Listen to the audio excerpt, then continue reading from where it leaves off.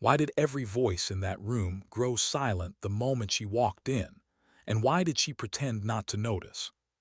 She kept her eyes forward, shoulders squared, breath steady. Fort Bragg felt like it was breathing with her, testing her, watching her, daring her to blink first. Soldiers laughed and talked in clusters across the yard, but when she passed, their conversations faded into quiet suspicion. It wasn't hostile. Not exactly. It was something sharper. Expectation. Maya Rodriguez, new arrival, new blood, new rumor. The girl who supposedly beat every assessment the army threw at her. The wrestler, the martial arts prodigy. The one whispered to be recruited, not enlisted. A name carried ahead of her like a flag she never asked to wave. She hated that feeling, seen before she earned it, measured before she moved. Her boots hit the pavement with a rhythm she clung to. Step, step, step. Every sound she made reminded her why she chose this path. Every heartbeat echoed the same truth. She wasn't here to be liked. She was here to belong. And belonging, she knew, wasn't given. It was taken quietly, humbly, and without apology. Her father had always said strength wasn't in the body, it was in the spine. Real warriors don't walk into rooms hopping to be accepted, he'd tell her, hands rough from years of training men twice her size. They walk in ready to prove why they should be. But proving anything never scared her. What scared her, what truly unsettled her, was the idea that she might never get the chance, that she would be dismissed before she ever stood on the mat. And today, that fear felt closer than ever. She entered the gym and the energy shifted instantly. Over 100 soldiers, sweat in the air, chalk dust, the hollow thump of fists against heavy bags, and then silence. Like someone cut the world's sound with a knife. Eyes locked on her, curious, measuring, some amused like they were already writing her name on a chalkboard titled "Didn't Last a Week." She kept her breath calm, slow, the way she learned long ago, inhale truth, exhale doubt. There was only one pair of eyes she was searching for, and she found him standing in the center of the mat. Commander Jake Sullivan. Legend, monster of discipline, the man every story on base somehow circled back to. Tall, carved muscles, a face shaped by war and not just time, and a gaze that could slice through armor. He watched her like a man watching a storm he didn't believe in, but one he refused to ignore. His voice hit the room like a gavel. "I hear we have someone new who thinks she can compete here." Snickers, someone whispered, "Dead in 30 seconds. Someone else muttered, "Hope she signed her medical forms." Maya didn't respond. Not yet. Words were cheap before sweat hit the mat. Sullivan looked her over, not cruelly but definitively, like weighing gear before a mission. "You ready to back up all that talk I've been hearing?" Her jaw tightened, not from fear but focus. "I didn't say anything," she replied. "Rumors don't start themselves," he answered. The soldiers leaned forward. They were hungry for blood, but they didn't know whose yet. She felt a pulse of irritation in her chest, not because he questioned her, but because he assumed the confidence came from her mouth instead of her work. "My father always told me," she said quietly, "a real fighter never speaks first." A few soldiers raised eyebrows. Sullivan's expression barely shifted, but his eyes sharpened. Something inside him recognized something inside her. He stripped off his shirt. The room reacted, muscles like coiled rope, scars that weren't for bragging, they were stories, pain etched in flesh. Maya removed her jacket, tank top, lean muscle, precision body built not for intimidation but efficiency, flexibility, control. She heard breaths change around her, doubt shifting but not disappearing, uncertainty replacing arrogance. "Good." Sullivan stepped forward. "You can walk away now, Rodriguez. No shame in knowing when you're outmatched." He meant it, you could hear it in his tone. It wasn't mockery. It was advice from someone who had seen tears, broken bones, shattered pride. Maya lifted her chin. "With respect, sir, you may be the one outmatched." Gasps, a few suppressed laughs.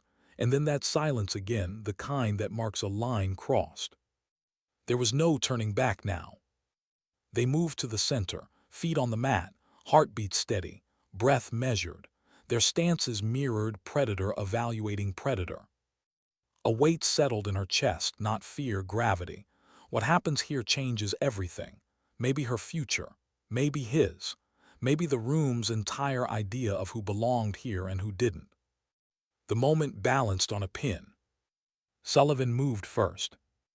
A right hook fast enough to shake wind, trained, calculated, bone behind it. A strike that ended fights early and often. But Maya wasn't there. She slid under, pivoting behind him. Hands touched the fabric of reality, movement flowing like water.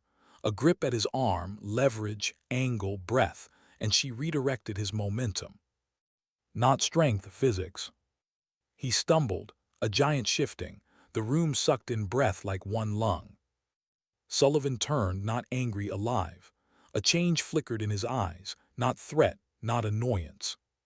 Recognition. He first came at her like a test. Now he came like a man who realized the test might test him back. He attacked harder, faster, a storm of power and training, strikes aimed to dominate space, kicks that could break ribs, hands like iron. She absorbed, redirected, slipped, breathed. Footwork whisper light, speed over force, technique over ego, calculation over chaos. 5 minutes of combat stretched time thin, sweat, weight shifts, silence pierced by grunts and soft footfalls. No audience existed anymore, no rank, no gender, no myth, just two bodies, two wills, and a truth neither could avoid. And when he wrapped her in that crushing grip, arms like steel bars pinning her ribcage, Maya felt a flash of real fear. A whisper at the bottom of her lungs, not enough air. But fear was a guest, never a host. She didn't panic, she thought, measured, recalled. An elbow shot perfectly angled right into the solar plexus. Not brute force, precision. His grip loosened. A knee strike blocked, but enough to break structure, steal breath. He staggered. And in that heartbeat, the room changed forever. She didn't roar, she didn't smirk, she didn't spike adrenaline like victory. She just stood there breathing like a soldier. Not a girl, not a rookie, not an exception. A soldier. Something inside Sullivan cracked, not bone, not body, ego. But inside that crack, something else formed. Respect, begrudging, raw, unpolished, and real. She moved again, strikes like whispers, kicks like logic, control like serenity wrapped in violence. He fought back, but every swing carried frustration now. Not because she humiliated him, because she refused to be anything but undeniable. And then the mat thundered beneath his fall. He didn't leap up this time, he breathed, he processed. He made a choice, pride or truth, and truth at least then won. He offered his hand. She took it. Silence didn't break, it transformed. The room didn't erupt, it exhaled. Soldiers didn't cheer, they reevaluated reality in real time. Commander Sullivan didn't lose a fight. He gained a reminder, and maybe a student, maybe a rival, maybe something neither could name yet. And as he steadied himself, voice low, controlled, he murmured, "This isn't over." Her chest rose, not triumph, responsibility, because she saw something no one else saw. The crack in him wasn't weakness, it was human, vulnerable, dangerous if ignored. She nodded once. It doesn't have to be. But in her gut, she knew. What just happened wasn't the victory everyone thought. It was the beginning of a war she never trained for, not with fists, but with hearts, egos, expectations, and the weight of being seen differently now. Not weaker, not stronger, unpredictable. And sometimes, unpredictability terrifies people more than any punch. She walked off the mat silently, the kind of silence that follows lightning.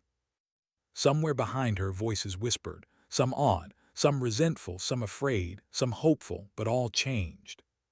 She didn't smile, didn't celebrate. Instead, she asked herself the question that mattered. What do I do now that they've seen me? Because proving she belonged was one battle. Living with what that proof awakened in them and in herself was the war ahead. And as she exited the gym, chest still rising in controlled breaths, she felt it fully for the first time. The cost of being seen. Sometimes dignity doesn't shout. Sometimes strength doesn't flex. Sometimes victory is just a door. And once you walk through it, a whole new battlefield waits. She sat alone that night, staring at the ceiling of her barracks, the hum of distant generators steady like a heartbeat through steel walls. Why did victory feel so heavy, like she just traded something she couldn't name for a respect she wasn't sure she wanted? There were no cheers in her head, no pride swelling, only quiet. Quiet in that weight. She had earned a place, or maybe she'd taken it, and sometimes those feel the same until later when the consequences walk in. Sleep didn't come easy.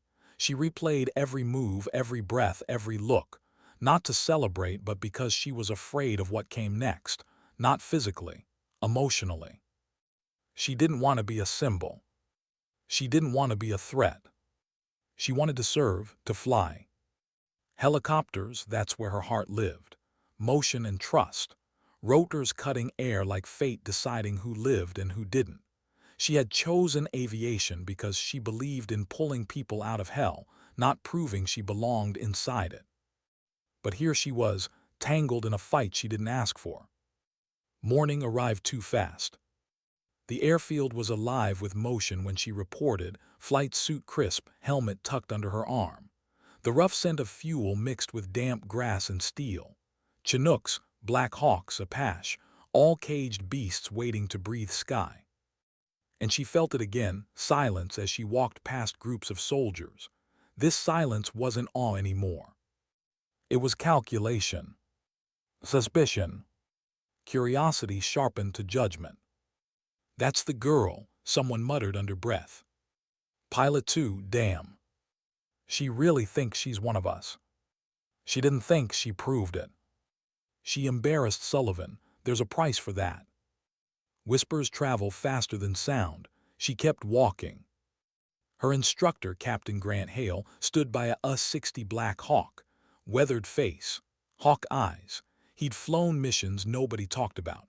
Rumor says he once landed a crippled bird on one rotor and rage alone. He didn't smile when she approached, but he didn't sneer either. That was enough. "Rodriguez," he said, "slept last night." "Not much, sir." "Good. Pilots who sleep before they've earned the air worry me." She nodded. He tossed her a binder, flight checks, emergency procedures, fuel curves, wind charts. She knew half by heart already. She studied before arrival. She always studied. But book knowledge never flew a helicopter. Heart and instinct did. "Sir," she said quietly, "permission to speak freely." "Speak." "I didn't want yesterday to be a statement." Hale looked at her for a long moment. Then he exhaled. "You think history cares what you want. Events choose their messengers, Rodriguez. All you control is whether you stand tall when chosen." She swallowed, "And if I didn't ask for the spotlight?" He leaned closer. "Then try not to go blind under it." Training began. Checklist, controls, pressure, blade pitch, hydraulic systems, anti-torque pedals, cyclic, collective. The Black Hawk didn't roar, it purred like a predator walking circles around prey before deciding if the kill was worth the energy. Hale climbed into the instructor seat. She slid into the pilot seat, harness on, helmet down. The world narrowed to steel, switches, sky. "You ready?" he asked. "No," she whispered, "but I'll fly anyway." He nodded once. "Good, a pilot afraid of the sky trusts it more." Engine spun, vibration crawled up her spine, the cockpit shuddered with life, rotors blurred into motion like time bending, air thickened, headset filled with static and breath. And then lift. Her stomach didn't drop, her heart didn't panic, her hands steadied. To her, flight was simply natural, like she belonged in the air more than on the ground.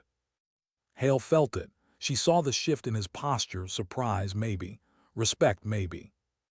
But earning one man's respect wasn't her battle today. It was earning her own. Below her, Fort Bragg shrank into patterns, barracks like toy blocks, soldiers like ants, the gym that changed her life a square of memory. Up here none of that mattered. No whispers, no doubt, just gravity and the will to defy it. But gravity follows. As they banked over the training field, Hale's voice cut through the hum. "You humiliated a good man yesterday." Her jaw tightened. "I didn't aim to." Intent doesn't erase impact. She gripped the cyclic tighter. "Should I have let him win?" "No," Hale said, "but strength without humility becomes arrogance, and the army has no shortage of arrogance." She looked straight ahead. "I wasn't arrogant." "No," he said quietly, "but you're a reminder, and reminders are dangerous." Silence between them, but not empty, heavy, sharp, real. He wasn't criticizing her. He was warning her, experience wearing concern like armor. "You fly like someone who carries ghosts," he murmured. "You ever lost someone?" She hesitated. "My mother," she said softly. "Car accident when I was 9. "And you blame yourself?" "Yes," she whispered, surprising herself more than him. He nodded slowly, as if understanding a puzzle piece that just clicked. "Loss carves pilots differently," he said. "We fly because we don't know how to put people back on the ground safely." That hit deep. She turned away, blinking against the sting rising uninvited. Wind pressed against the glass. Aircraft steadied. Heart found rhythm again. Flying wasn't escape, it was confession. Moments like these build soldiers. Not medals, not fights, not training, truth spoken or silent. They landed 30 minutes later, sweat on her palms, calm in her bones. Hale stepped out, looked at her. "You have it," he said. "The instinct, the quiet mind. But instincts don't survive arrogance, and quiet minds get loud when ego enters the cockpit." She nodded. "This place doesn't need you to prove you can win," he added. "It needs you to prove you can stay." That sentence lingered like fog. Proving she belonged physically was one thing. Proving she belonged emotionally, as a teammate, not a threat, that was another mountain entirely. As she walked off the airfield, Sullivan stood near the fence watching her. Not glaring, not broken. Just searching. Not for weakness, for answer, for meaning behind yesterday, for who she was beyond fists and technique. For whether she was enemy or ally. She considered walking over, extending a word, an olive branch, a bridge, but she didn't, not yet. Trust wasn't built in victory.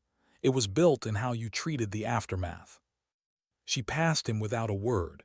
He didn't move, didn't challenge, just let her walk by, a silent truce or temporary ceasefire. For now, that was enough. That night Maya sat under a dark Carolina sky, stars prickling through humidity like distant hopes. Helicopters thumped in the distance, night training. Life continued. War never paused for personal battles. She breathed. This wasn't about ego or proving anything. It was about becoming someone she herself respected, someone who didn't rise by pushing others down, even unintentionally. Maybe the real fight wasn't yesterday. Maybe it began now, learning how to fight without making enemies, how to be exceptional without becoming isolated, how to grow without breaking those beside her. Strength wasn't winning. Strength was lifting. Strength was staying human in places that reward hardness. She whispered to herself, grounding it like oath. "I won't just be strong, I'll be worthy of strength." Because the world didn't change when she beat a commander. It would change, or not, based on what she became afterward. Tomorrow would test her again. Not in a ring, not in a helicopter. In the hearts of people deciding whether to fear her or follow her. She looked up at the sky again, hand resting on her pilot wings. She didn't want to crush anyone's pride. She wanted to carry people. Maybe someday she would. But for now, she would do the hardest thing a warrior ever does. Learn to stand tall without standing alone. And under that quiet night, one truth settled softly. Victory makes noise. Character grows in silence. Why did the room fall quiet the moment she entered, as if every unfinished sentence froze in midair? The cafeteria smelled of eggs, burnt coffee, and tension. Soldiers sat in clusters talking in low tones. Forks scraped stainless steel trays, but when Maya stepped inside, conversations thinned. Not hostile, not anymore, just watching, waiting, measuring who she'd be now that they had seen what she could do. Strength doesn't earn belonging. Behavior after strength does. She moved through the room with her tray, face neutral, heart steady, the way she learned to carry herself, proud, but not loud. Her boots sounded too heavy in the silence. A few soldiers nodded.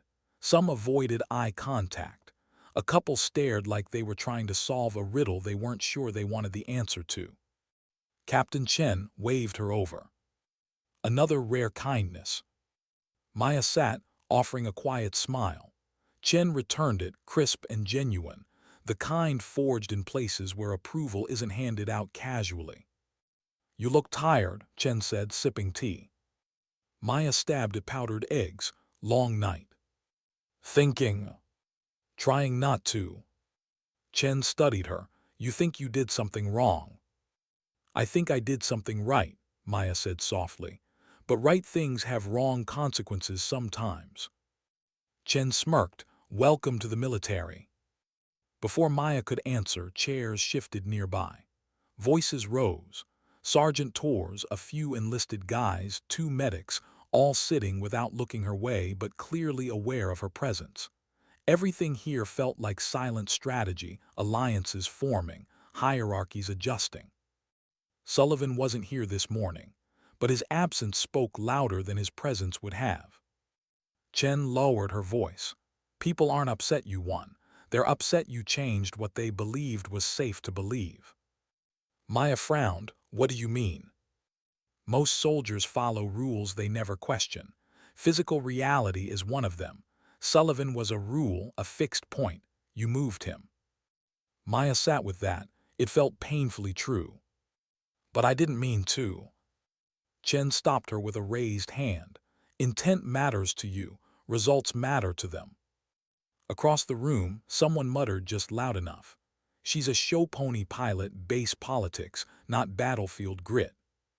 A friend shushed him, too late. Maya's jaw flexed. Not anger, not exactly.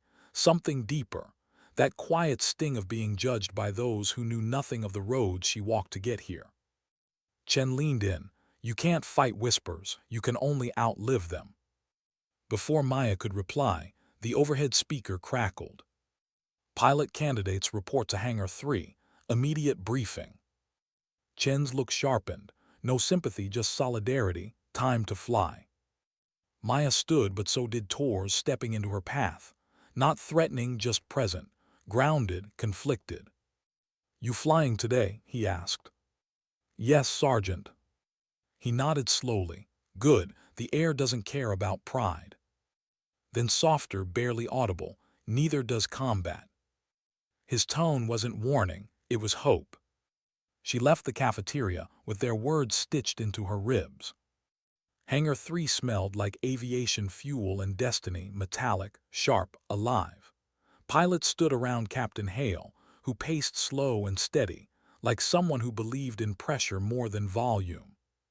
"You're not here to fly," Hale began. "You're here to learn why you might someday stop flying." Eyes tightened, bodies stilled, he had everyone. Every pilot thinks they're immortal until a rotor coughs at 300 feet, until a dust cloud blinds you in LZ, until someone you trusted screams in your headset and you can't do anything except listen. Silence. Hale turned to Maya suddenly. "Rodriguez, why do people die in the air?" She didn't flinch, didn't breathe too sharply. Pride, hesitation, or weather.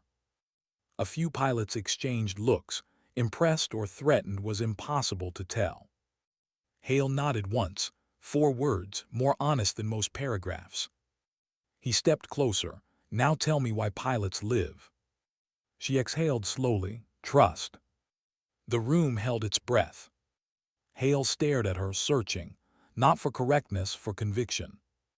And who do you trust up there? He asked quietly. Maya swallowed. The aircraft, the sky, myself. And your crew? A beat, a hesitation she hated herself for. I'm learning, she admitted. That answer mattered more than any bravado. Hale's voice softened, barely. A pilot who flies alone emotionally dies long before the helicopter does. Maya nodded. Hale stepped back, voice steel again.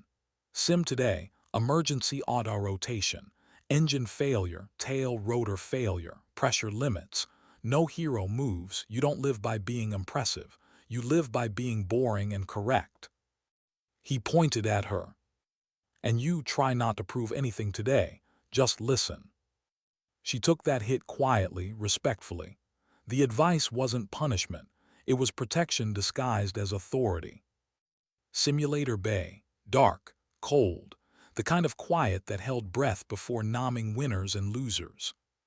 She strapped in. Controls in her hands felt heavier today, not physically, but morally. The cockpit screen flickered alive. Black Hawk environment shimmered digital and real all at once. Hale's voice in her headset. Ready. Yes. Engine 1 failure, go. Alarms shrieked. Vibrations simulated panic. Her body reacted before thought, collective down, cyclic forward, pedal steady, airspeed maintain, rotor RPM priority, flare timing. She nailed it smooth, professional, controlled descent. Hale grunted, approval disguised as neutrality. Engine 2 failure, no hesitation. She reacted. Forward torque loss. Adjusted. Hydraulic failure. Stabilized. Both engines gone, full dead bird. She almost smiled, the hardest one, blade inertia, glide angle, commit, commit, commit. Her hands moved like memory, her mind quieted, her breath synced with rotor drag, a graceful fall disguised as mastery. Touchdown, soft, clean, textbook. Silence in the headset. Then Hale breathed, not annoyance, something else, respect he didn't want to give too fast. You fly like you listen to ghosts. I do, she whispered. I've known fear longer than flight. And yet you fly toward danger. Yes, she breathed, because running never kept anyone safe. He didn't answer immediately. Then, I hope, Rodriguez, the Army doesn't burn that clarity out of you. Hope from him, that meant something. Before she stood, another voice crackled over comms. All personnel live emergency training tomorrow. Full insertion and extraction drill. Real flight, real teams, real stakes, not war, but close enough to scar dignity if she faltered. She unbuckled slowly. Today she proved skill. Tomorrow she would have to prove humanity, teamwork, humility, brotherhood without losing self. 2 different wars, both real. Evening settled over post like dust over a battlefield, soft but refusing to be ignored. She walked the barracks path, quiet hum of generators, boots scuffing cement. Then, Maya. She froze. Sullivan stepped from the shadows, not looming, not hostile, just there looking painfully human. Not defeated, not angry. Recalibrating. Walk with me, he asked. She hesitated, then nodded. They walked side by side, neither speaking. Crickets buzzed. A helicopter chopped air far away like memory trying to return. Finally Sullivan exhaled. You changed things. I didn't try to. That's why it matters. They reached the gym. Empty, silent, the memory still bruised the air. Sullivan looked at the mat where it happened. I built who I was around being unbreakable.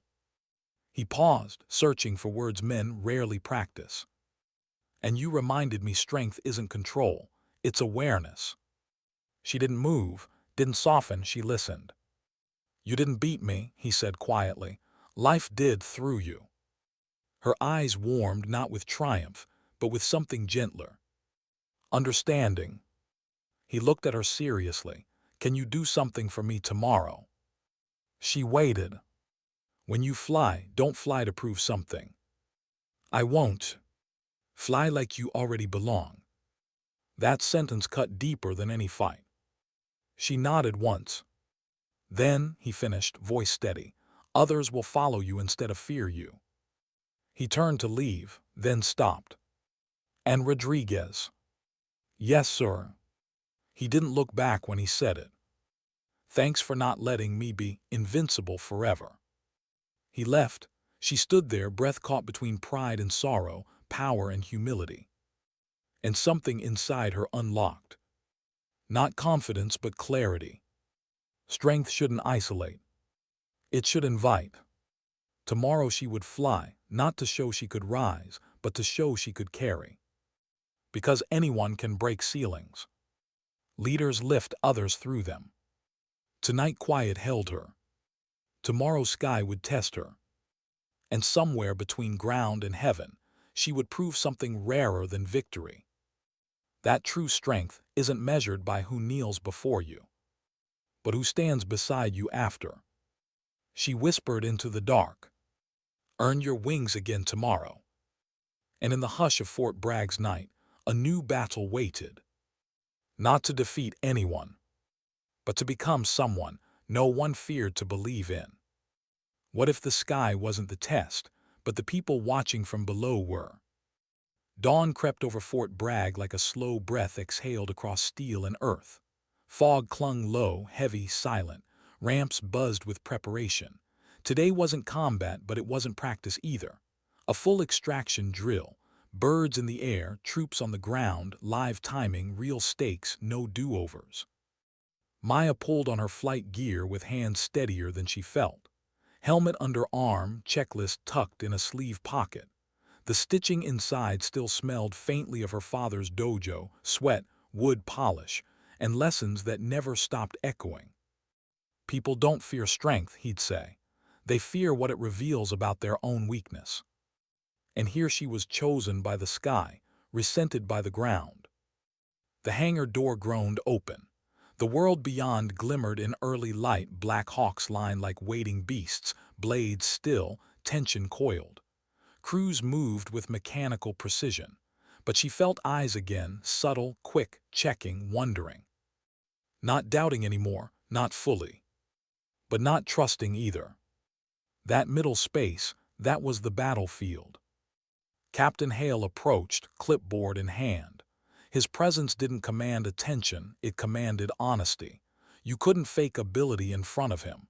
You couldn't fake humility either. You ready? He asked. I will be, she answered. He studied her. Good. Pilots who say they're ready worry me. Pilots who think first keep people alive. She nodded once. He didn't smile, but he didn't correct her. That was his way of saying she wasn't wrong. You'll be co-pilot today, he continued. Let the bird teach you before you teach it. She swallowed, understood. He leaned in, and Rodriguez. She looked up.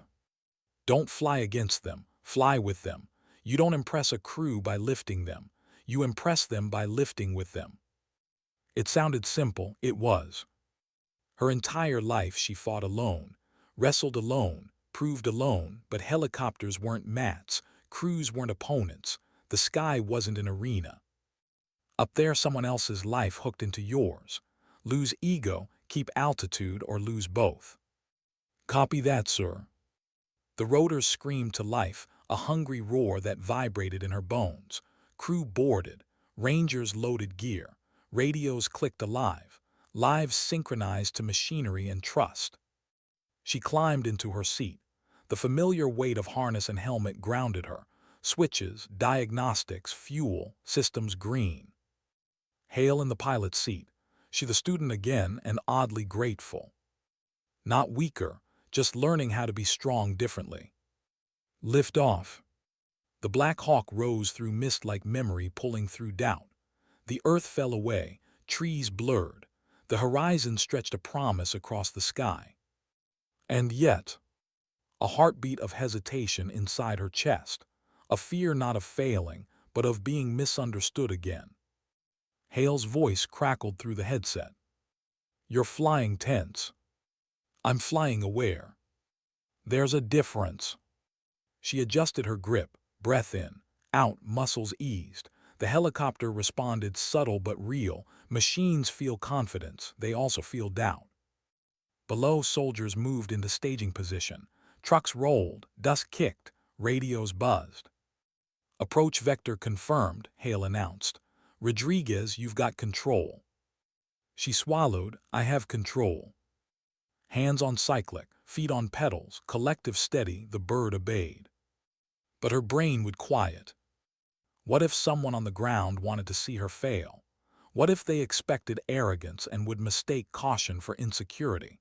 What if they were waiting for proof she didn't belong as much as she believed she did? The sky didn't doubt her. Humans did. "Altitude steady," Hale murmured. "Yes, sir." "Then why does your jaw look like it's trying to crush your teeth?"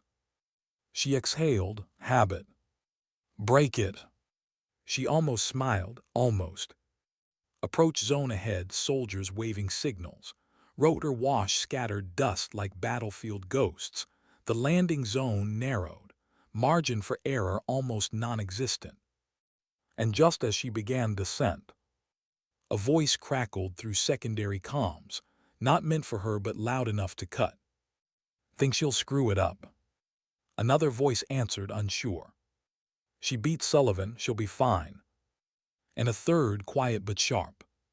"That's what scares everyone." Her stomach twisted, not anger, sadness.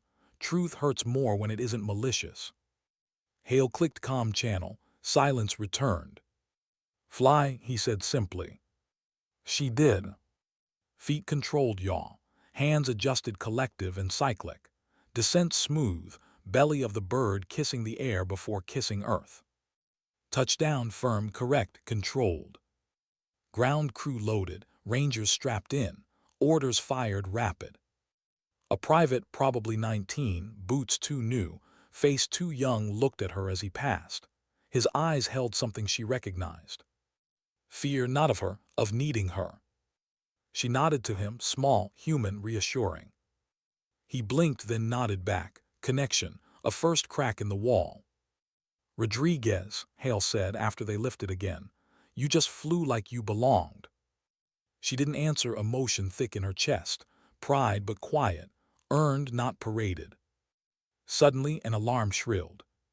Simulated tail rotor malfunction, unplanned, not briefed. A test.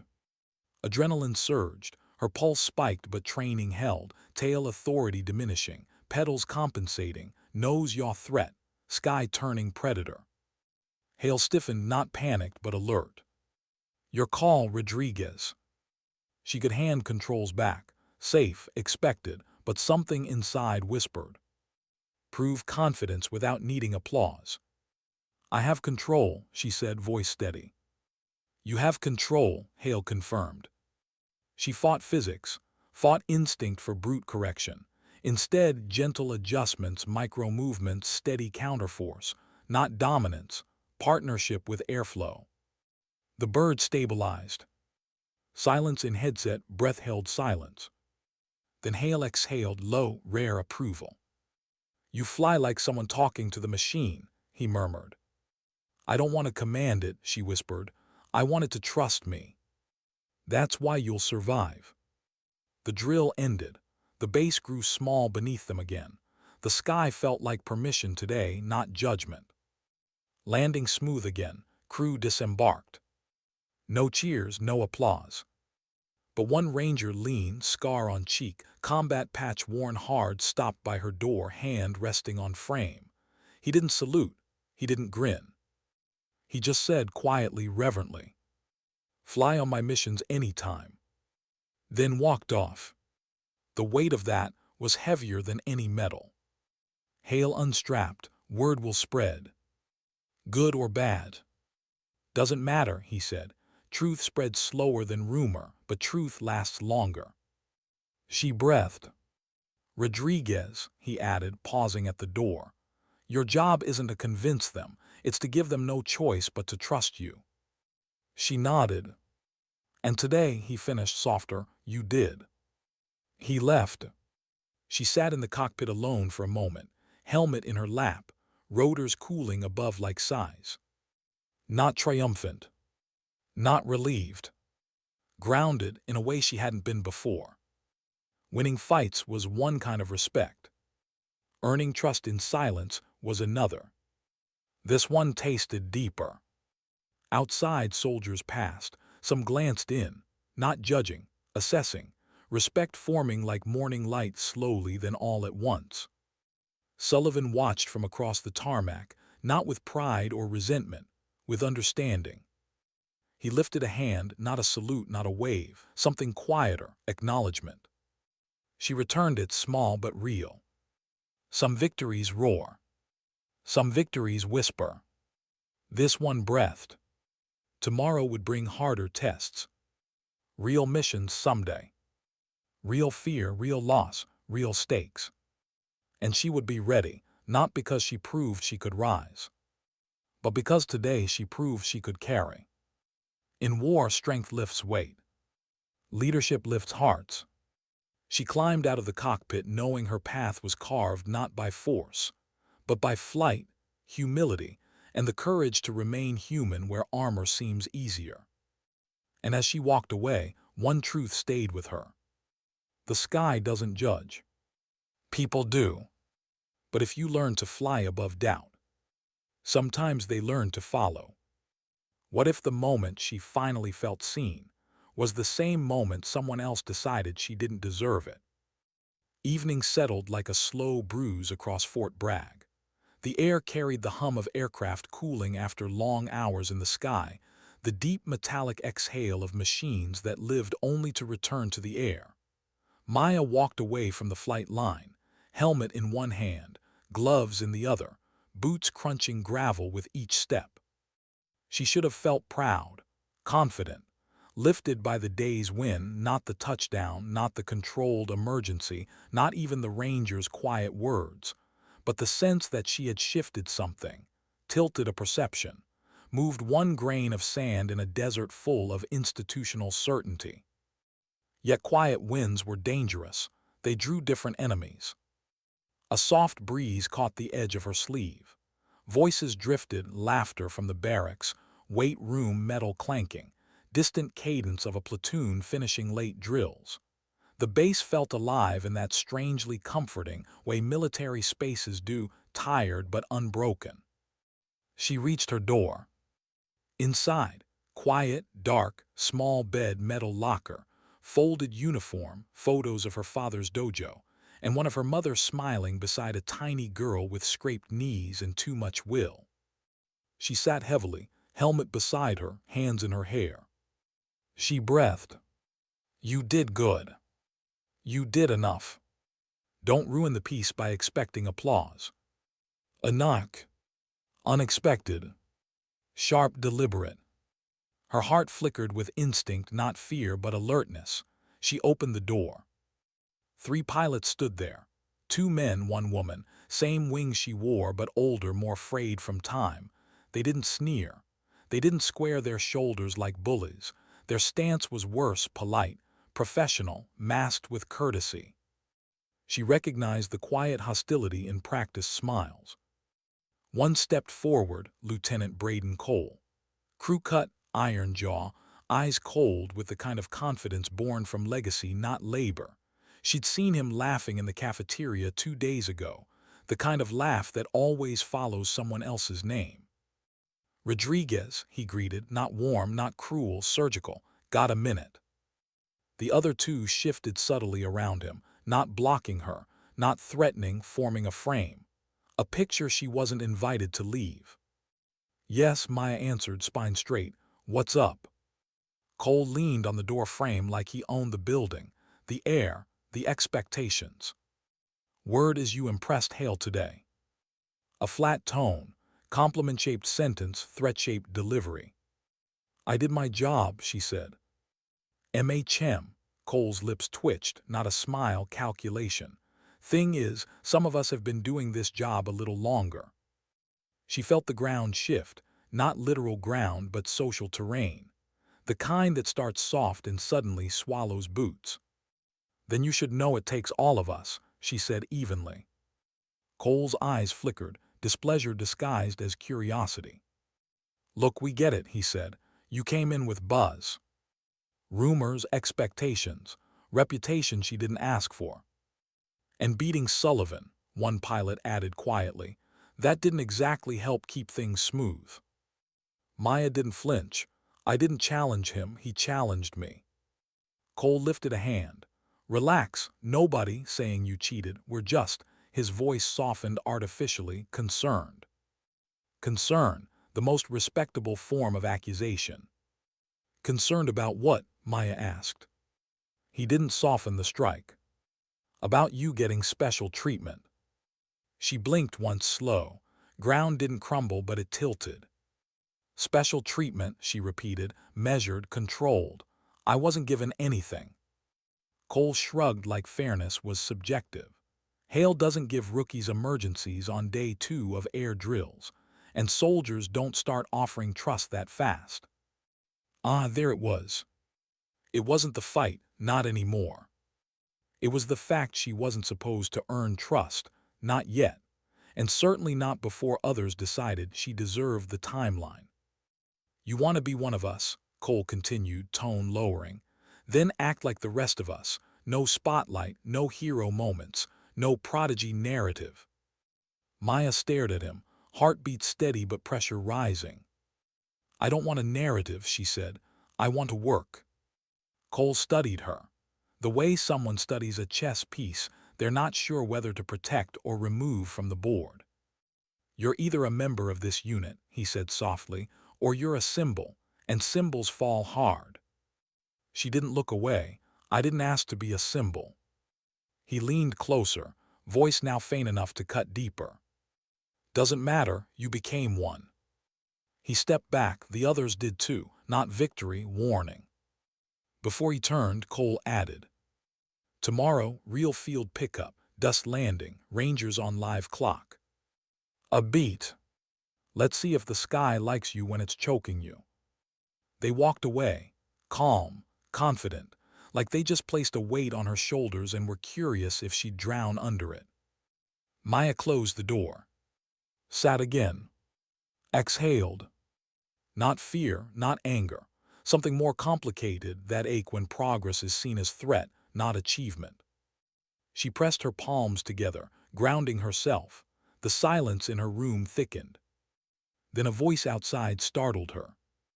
You all right? She opened the door again. Sullivan. Hands in pockets, shoulders relaxed but eyes attentive. He didn't look angry, he looked protective, though he'd never admit it.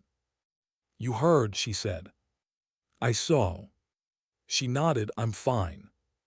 You will be, he replied, but don't mistake what that was. I'm not. They're not testing your skill, he said. They're testing your belonging. She swallowed, he wasn't wrong. He studied her a moment longer, like evaluating her readiness for a mission she didn't sign up for. Tomorrow, he said low, don't fly to impress them. She waited. Fly so they can't deny you. Different, sharper, less gentle than yesterday, reality replacing comfort. And Rodriguez, he added, turning away half a step, you don't owe them smaller wings to make them feel taller. Her chest tightened, gratitude threaded with dread. He took one more step, then paused, voice soft but solid. You survive this part, and nothing else will break you in this career. Then he walked off, leaving her alone again, not weaker, not stronger, but aware. This wasn't about flying anymore. It was about endurance. Respect wasn't earned once. It had to be defended quietly daily, without bitterness. She sat again, helmet beside her. Tomorrow would bring dust clouds, rotor wash, soldiers waiting to trust her. and eyes waiting to doubt her. She whispered to herself, "Belong by being undeniable. Rise without stepping on anyone. And never apologize for not shrinking." Her mother's photo caught her eye. Gentle smile, strong eyes. Maya whispered into the quiet, "I won't let them turn strength into isolation." She turned off the light. Sleep didn't arrive warm. It came like discipline demanded, not gifted. But before her eyes closed fully, one thought held her steady. Some missions happen in war. Some happen in silence. And some happen where the battlefield is simply being seen differently and surviving anyway. Tomorrow wasn't about flying a helicopter. Tomorrow was about proving she belonged in the sky and on the ground. And she would. Not loud. Not perfect. Not alone. Just undeniable. What if the battlefield tomorrow wasn't the landing zone, but the space between doubt and duty? Dawn didn't break gently. It tore across the horizon in streaks of orange and steel, as if the sky itself refused softness today. Maya rose before alarm, boots already laced, breath already disciplined. This wasn't nerves. It was clarity shaped by pressure. Outside, the base stretched awake, engines warming, metal groaning, men and women moving like threads weaving into a mission. Today wasn't a simulation, no live rounds but real stakes, real dirt, real soldiers relying on timing, judgment, instinct. And trust. Trust wasn't in manuals. It wasn't in protocol. It was in eye contact, in the human moment before takeoff where crews silently agreed, "I won't let you die if I can help it." Maya walked toward the hangar, helmet at her side, the sunrise glinting off the tinted visor like a dare. Voices floated across the tarmac, too low to be addressed, too pointed to be accidental. "Let's see if she melts in dust. Last thing we need is someone chasing glory. What if she freezes?" "She won't freeze." "Yeah, she's still new." "New doesn't mean unprepared." That last voice tores. A quiet defense, not loud enough to protect her, just enough to tilt the scale. Captain Hale waited by the Black Hawk, posture carved from years of responsibility and loss. Sullivan stood nearby, not part of the flight, but present, watching like someone who'd already fought the monster she was facing today and knew its teeth. Neither waved, neither spoke, but their presence anchored her more than any pep talk ever could. Hale handed her flight gloves. "Remember," he said, tone firm but something softer beneath, "dust landing isn't about vision, it's about faith." She nodded, "Faith in training." "No," he met her eyes, "faith in yourself when sight fails." Then lower so only she heard. "And don't be afraid to take control when it's time. Permission doesn't always come verbal in this job." The words struck like a secret code, not instruction, empowerment. Crew loaded. Rangers approached, faces camo-striped, gear tight, silence heavy. The same young private from yesterday paused before boarding. His eyes searched hers, nervous, earnest. "You got us?" he asked quietly. Maya didn't smile, didn't grandstand. She just answered, simple and steady. "Yes, I do." He nodded, a soldier giving trust like a gift you earn, not request. Rotor spin, air thickened, ground vibrated, helicopter lifted in a rising heartbeat of metal and purpose. Sky opened. Wind pressed like resistance training for the soul.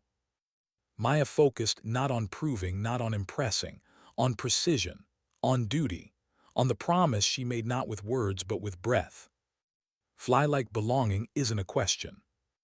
They circled toward the dust zone, brown earth waiting, wind whipping grit into tiny spirals like warnings. A dead field. No markers, no visual cues, just instinct, judgment, timing. "Approach vector," Hale announced. "Your co-pilot call cues." "Yes, sir." Altitude, descent rate, crosswind drift, slope, blade clearance, dust swirling as they neared, every inch closing sight lines. Dust cloud forming, she warned. Hold visual, Hale ordered. Rotor wash exploded dirt upward. The world outside turned brown, opaque, violent. Her heartbeat steadied instead of racing. She listened to her instruments, her training, her breath. Ground crew spoke rapid fire through comms. Visibility low, adjust 2 degrees port. Copy. Descent continued. Grit hammered the cockpit like war knocking on glass. Maya couldn't see the landing pad. No pilot could. Sight was gone. Only faith remained. Trust the machine, trust yourself, trust the space beyond sight. Then a shift. She heard it before she felt it. The change in blade pitch, the tone in the engine, micro-oscillation through the cyclic, dust disorientation, brownout vortex. Correcting, Hale started. No, she said, calm, certain, instinct moving faster than doubt. Go slight right. You're losing clean air on the left rotor arc. Hale paused, a full second, testing her instinct. That second could break pilots or make them. He adjusted right. Rotor vibration stabilized. They touched ground like a whisper disguised as steel. Silence then. Unload. Rangers stormed out, boots crunching dirt, shouts sharp. Hale exhaled, good call. Maya didn't answer. The moment wasn't about pride, it was about staying alive.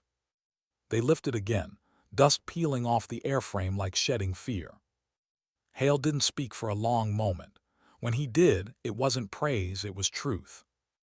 That's the kind of call you make when you stop trying to earn respect and start operating like you already have it. The words landed harder than adrenaline. She didn't respond. She just looked out the window, field shrinking below them, and let the sky hold her steady. Return flight, smooth, quiet, no second emergency, no drama. Real life rarely gives dramatic crescendos. It gives quiet tests that only matter because someone trusted you during them. On landing, Rangers disembarked, dust-coated, sweaty, alive. The young private passed her again, stopped and spoke through headset only. Thanks for seeing us, not yourself. She didn't correct him. She didn't tell him she saw both. Leadership wasn't martyrdom, it was balance. Hale shut down engines. Crew dispersed. Pilots gathered outside. Cole stood there, same stance, same jaw, different eyes. He studied her, not superiority now. Calculation reshuffling. So, he said, hands in pockets, tone neutral, you didn't choke. Wasn't planning to, she answered. His mouth twitched, not ridicule, something like reluctant acknowledgement. I heard your call from tower comms, he admitted. Smart. Necessary, she replied, nothing more. His gaze lingered. We'll see if consistency follows. It wasn't approval, but it wasn't dismissal. It was the crack in the wall where acceptance begins to seep through. He walked off, not defeated, adjusting. Sullivan approached next. No congratulations, no dramatic lines. Just one nod, one sentence. Today, you didn't win anything.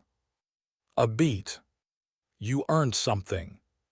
Different, deeper, heavy enough to hold. She nodded back, feels heavier than winning. Good, he said. Winning is loud, earning is quiet. Quiet builds empires. He left.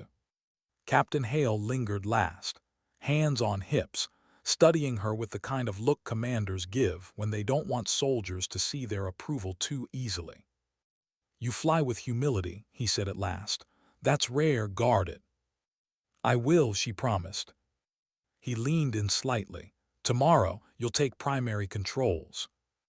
Her breath hitched, not fear, purpose. Yes, sir. He turned, stopped, added without turning back. And Rodriguez, don't get used to fair skis. Your test wasn't today. Your test is how you carry yourself after they start accepting you. She swallowed steady, I know. He walked away, leaving her in rotor dust and rising sun, helmet in hand, shoulders tired but spine unbroken. She didn't smile, didn't celebrate. She closed her eyes for one breath and whispered once, to no one but herself.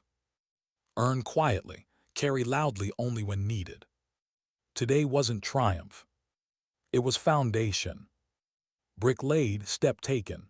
Sky trusted and returned trust.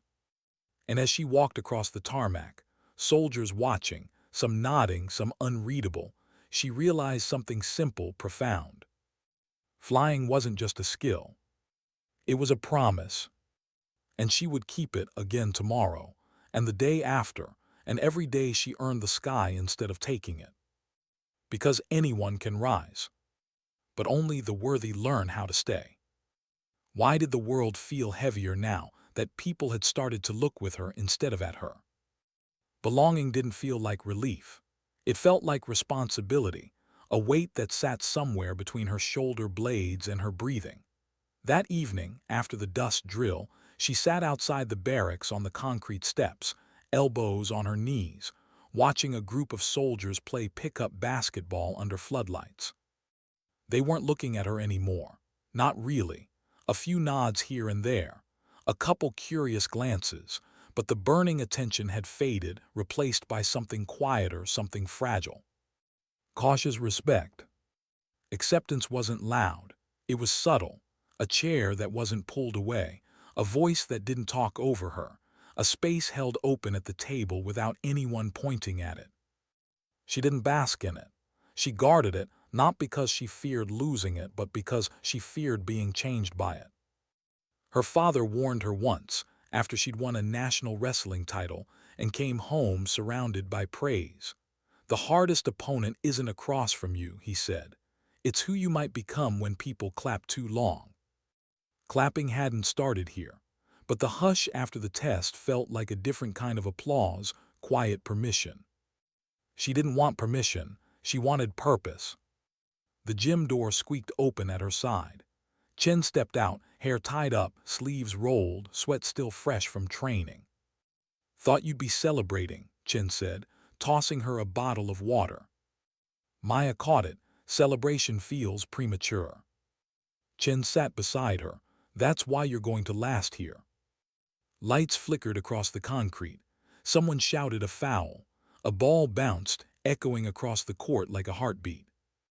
Chen leaned her shoulder lightly against Maya's. You did good work today, she said. The kind nobody sees unless they're paying attention. That's the only kind I care about, Maya replied softly. Chen's smile was small and knowing. Just remember, when people start seeing you as reliable, they also start needing you. And when people need you, they also expect things from you. Maya's throat tightened. I can handle expectations. Chen raised a brow. Expectations aren't the challenge. Disappointment is. A chill crawled over Maya's skin despite the warm Carolina night. She didn't respond. Some truths were easier to hold in silence. For a moment, they sat there, two soldiers breathing in a world that wasn't war but wasn't peace either. Then Chen nudged her. Tomorrow morning, crew eval briefing, be sharp. Maya nodded, always. Chen stood. Get rest, confidence is earned, but stability is chosen every day. With that, she left. Maya sat a moment longer, letting the night soak into her bones. The base lights flickered like restless nerves. The sound of rotors in the distance drifted through the dark, the lullaby of a place always preparing for danger. She whispered to herself, don't turn steel into walls, turn it into wings. Then she went inside. Morning again, sunrise gold and sharp. The world smelled of dew, fuel, and intention. Maya walked into the briefing room. Pilots filled the seats, voices low, tension thick like fog. Cole was there, leaning back like a man who never second-guessed anything. The woman pilot from the night before, Lieutenant Harper, she now recalled, nodded at Maya this time. Small, tentative, progress. Hale entered. Conversation cut instantly. Authority didn't always require volume, sometimes just presence. Today, he started, we're evaluating crew readiness for real operations rotation. Some of you will be cleared. Some won't. Some will rotate support roles until you're ready. Eyes sharpened across the room. Nobody wanted the bench. Hale's gaze swept over them, lingering on each pilot long enough to acknowledge but not comfort. Finally, his eyes landed on Maya.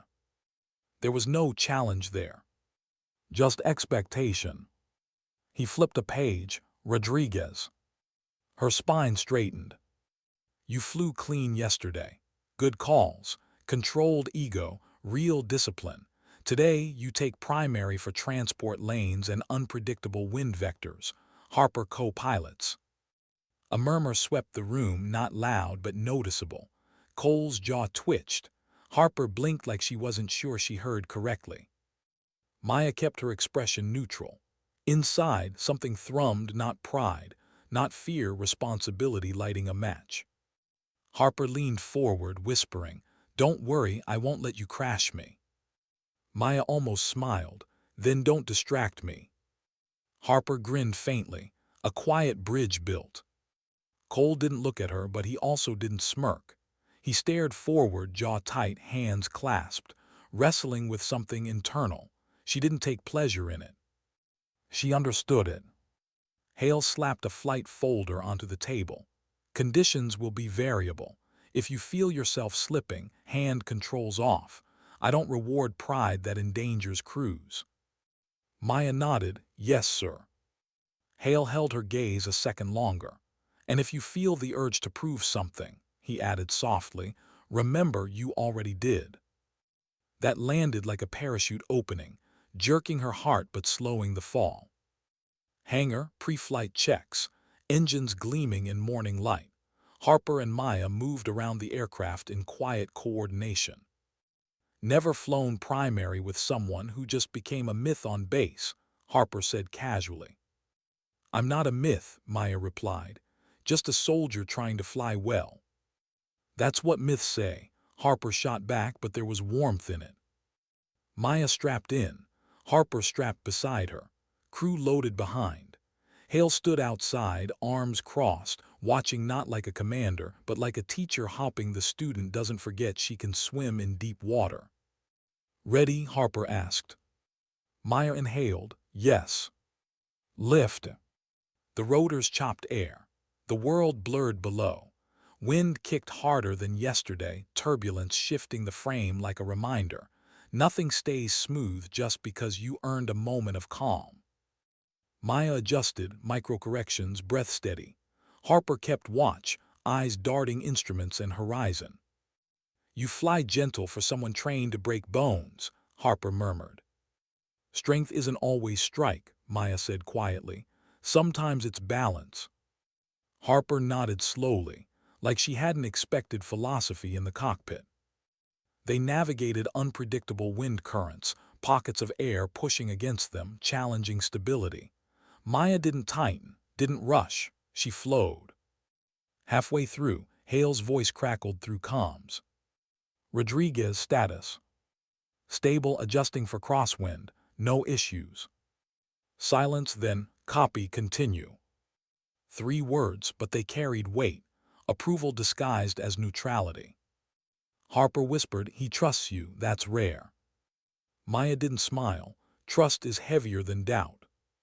Harper looked at her sideways. "You know, you make people nervous when you talk like that." "I don't mean to." "Oh, I know," Harper replied. "That's why it works." Landing smooth. Crew disembarked. The aircraft settled like a heartbeat slowing after a race finished clean and proud. No applause, no backslapping. Better. Acceptance. When they stepped off the bird, Cole stood waiting. Not blocking, just waiting. He looked at Maya. Something in his eyes shifted, not warmth, not surrender. Recognition. "No mistakes," he said. "It wasn't a question." "No," Maya replied. "We made adjustments." He nodded once. "Good. The ones who adjust are the ones who come home." She didn't expect that. He didn't linger. He walked off like someone who wasn't ready to say you belong, but was starting to realize she already did. Harper nudged Maya. "He'll get there." "Maybe," Maya said. Definitely, Harper corrected. Because you didn't force anything, you just kept flying. Maya looked toward the runway, empty now, but calling her like Sky always did. She whispered almost to herself. Earning isn't a moment, it's maintenance. Harper tilted her head. That's the most exhausting thing I've ever heard.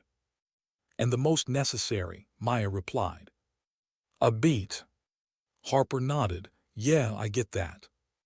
Later, as the sun dipped low again, Sullivan approached her outside the hangar. You flew like you belong, he said simply. I didn't want to prove anything today, Maya replied. I wanted to protect what's being built.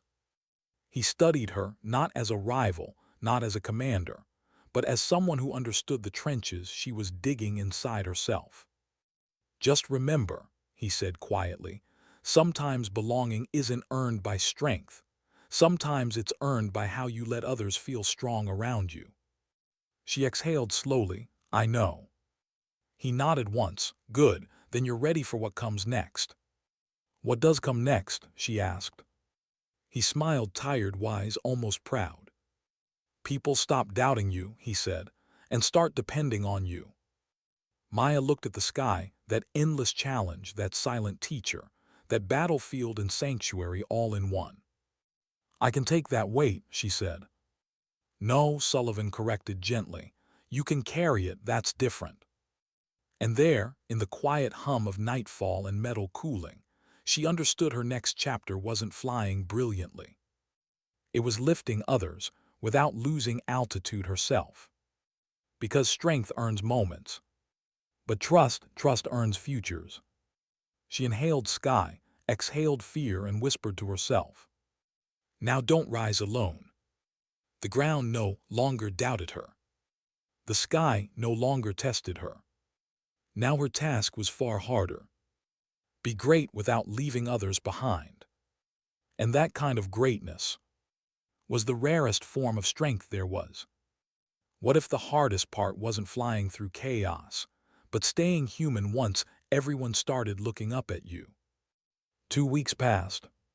2 weeks of hard landings, night ops practice, sandbag drills, medical evac simulations, zero visibility hovers, fuel run calculations, crew trust exercises, and small moments where someone new sat beside her in the dining hall without hesitation. Slow, subtle acceptance, the kind built not by speeches but repetition. Show up, fly steady, earn quietly, breathe. Hale no longer watched her the way leaders watch rookies.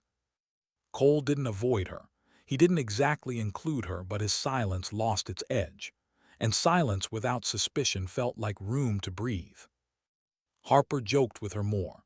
Chen trained beside her like a sister in grit, not a guardian. Sullivan didn't hover. He observed with pride disguised as distance. The way warriors only allow themselves to care once someone has proven they won't collapse under it. Maya was no myth now. She was a pilot, a teammate, a quiet force. And then deployment orders came down. Not war, not a combat zone, but real world, real consequences. Wildfire extraction training in mountainous terrain, with real civilians staging as trapped personnel. But the terrain didn't care what name the mission had. Nature didn't soften just because bullets weren't involved. Terrain kills ambitions faster than enemies. At 4:30 they gathered in briefing. Hale stood front, hands behind his back. Screens flickered with satellite maps, ridges, cliffs, ravines choked with simulated fire zone. High altitude, unpredictable updrafts, blind approach valleys, Hale announced. Visibility low because smoke conditioned simulation. Crews will make rescue sweeps. Cole raised a brow. Bird weight. Light, no ammo, med support gear only, Hale replied. Non-combat configuration. Harper smirked. So we die clean. Light chuckles. Maya didn't laugh. She absorbed, calculated, felt a prickle low in her spine, the kind of instinct fighters develop after enough real fear. Hale's eyes moved to Maya. Rodriguez, you fly lead. A hush. Not surprise anymore.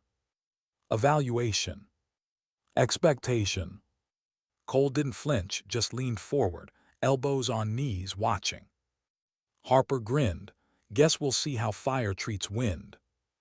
Sullivan stood near the back of the room, not part of the mission, but there, arms crossed, eyes steady, a quiet anchor. Maya rose. Yes, sir. Hale held her gaze a second too long, not doubt. Warning.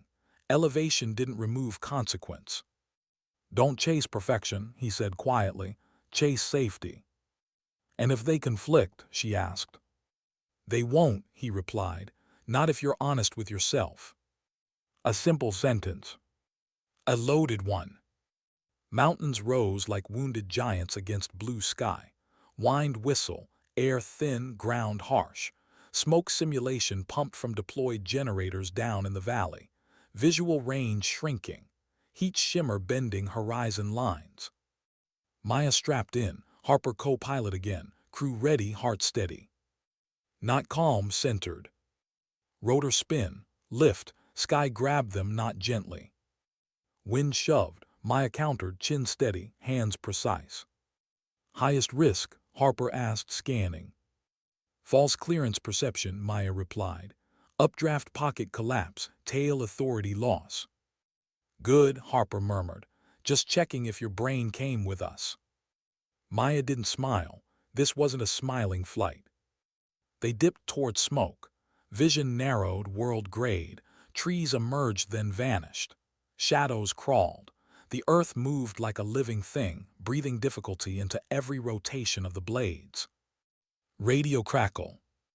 Lead 1, this is ground sim command. Civilian evac. 3 minutes into valley. Copy. Harper adjusted nav. Maya adjusted pitch.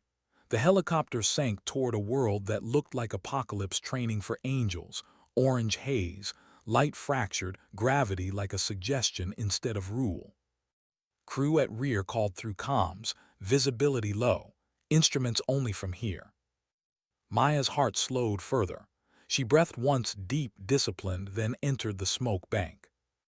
Blind flight wasn't fear. Blind flight was faith in preparation. Wind slammed left, she corrected. Updraft hit bottom plate, lift spike, she eased collective, rebalanced tail. Harper kept eyes on gauges, breathing steady, voice quiet, anchor. Altitude holding, keep this line. Crew voice, hearing simulated victim beacon, range 200 meters. Maya angled forward, smoke thickened, ground turned rumor, even Harper's face blurred behind haze in the cockpit. No panic. Just pressure. She whispered internally. Don't prove, protect. A slope appeared, sharp, jagged, deceptive, too steep, wrong landing. Wave off, she commanded softly. Copy, wave off, Harper confirmed. They rose, drifted left. Crew radio pinged again, beacon shifting, wind bounce, new mark bearing 250. Terrain dropped suddenly, ravine mouth. A trap for pilots chasing fast success. Maya slowed. Patience was the weapon here, not speed, not bravado. Harper glanced at her. Most rookies would have forced the first descent. Maya kept her voice low. I'm not here to win, I'm here to bring everyone back. They dipped again, this time angle gentle. Trust earned through repetition, not ego. Ground finally appeared, flat pocket, marginal but safe. Rotor wash flung dust, crew jumped. Sim evac executed fast, civilians loaded. No cheers, no adrenaline punch, just work done right. Extraction lift. Wind slammed harder than entry. Tail swung. Harper braced. Maya fought it, but not like a warrior trying to punch wind. She danced with it.